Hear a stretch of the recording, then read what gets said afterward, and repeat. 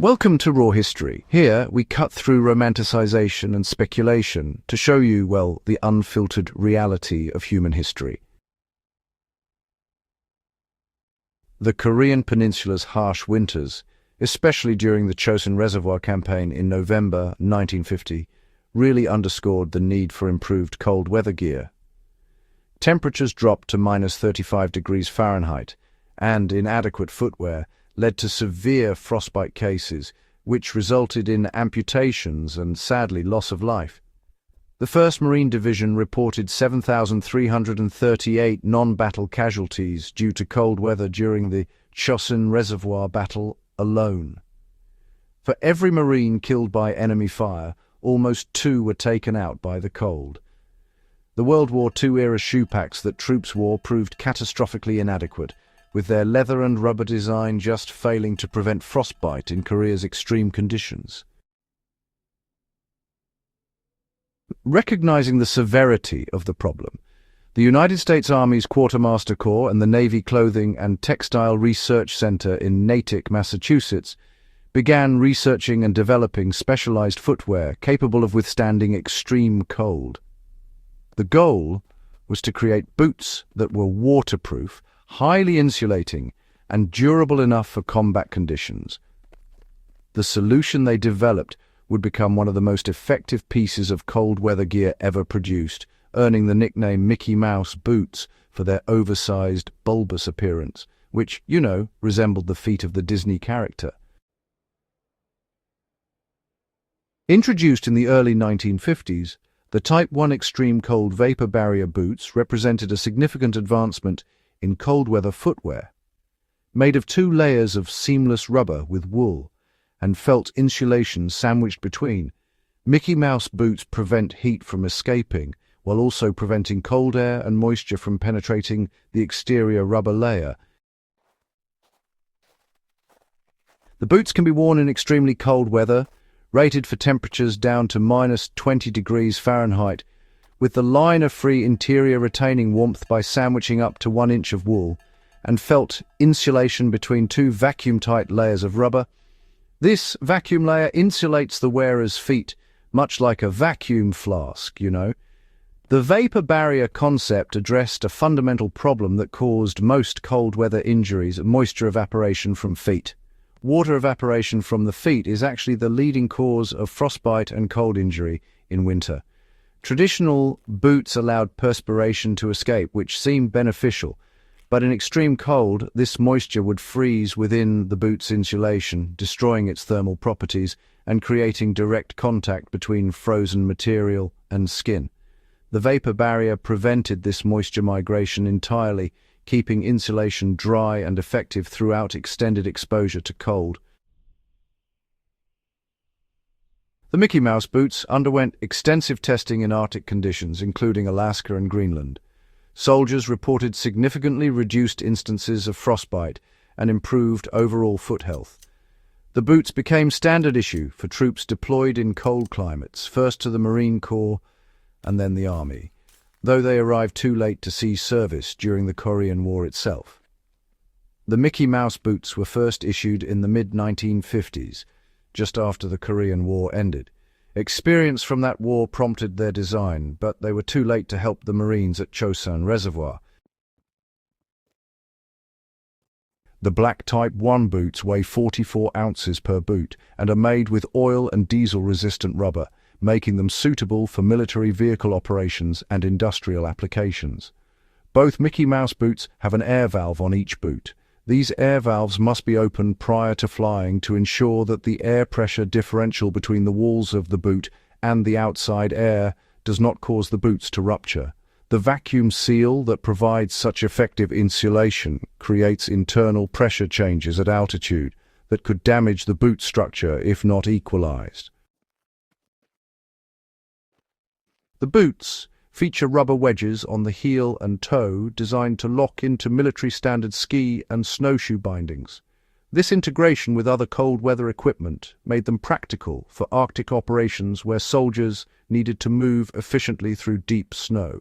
The boots were meant to be worn with snowshoes and skis, allowing troops to maintain mobility in conditions that would otherwise be impassable. One limitation became apparent through extended use. The boots proved difficult for long hikes with short walks of a few kilometers, and around camp use being optimal.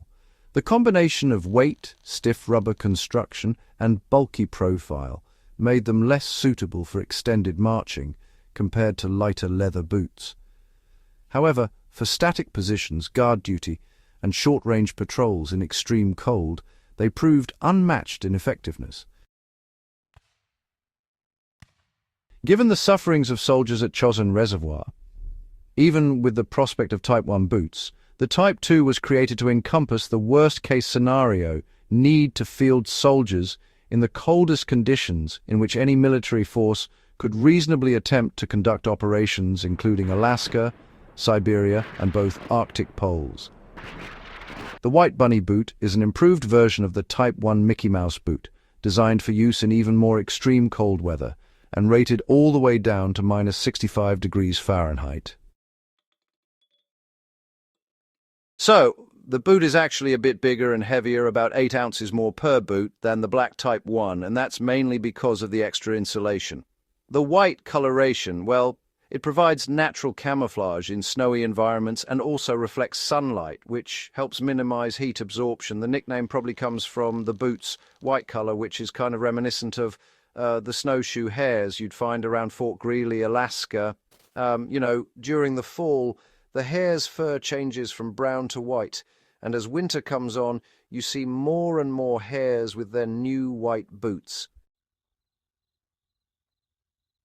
For a bit of context, the average winter temperature at the South Pole in Antarctica is around -56 degrees Fahrenheit, so the Type 2 boots are definitely up to the task for some of the harshest environments on Earth. According to their official specification, both boots fall under MIL B41H16, with the black boots marked as Type 1 and the white ones as Type 2. These boots were produced by several manufacturers, including Bata, Acton, and Airbus, which made sure the military could always meet demand. The 4th Brigade Combat Team, airborne of the 25th Infantry Division, also known as the Spartan Brigade and based at Joint Base Elmendorf-Richardson in Anchorage, Alaska, still relies on Type 2 bunny boots today. Since the brigade was established in 2004, soldiers have regularly carried out what they call tailgate jumps into the frozen wastes of the Arctic Circle as part of their readiness training, jumping out from C-5 Galaxy aircraft. The distinctive white boots remain standard issue decades after their original development, which really stands as a testament to just how effective they are. Owing to their warmth and, honestly, their relatively low price as military surplus, these boots have become staple extreme cold weather gear in both civilian work and recreational settings.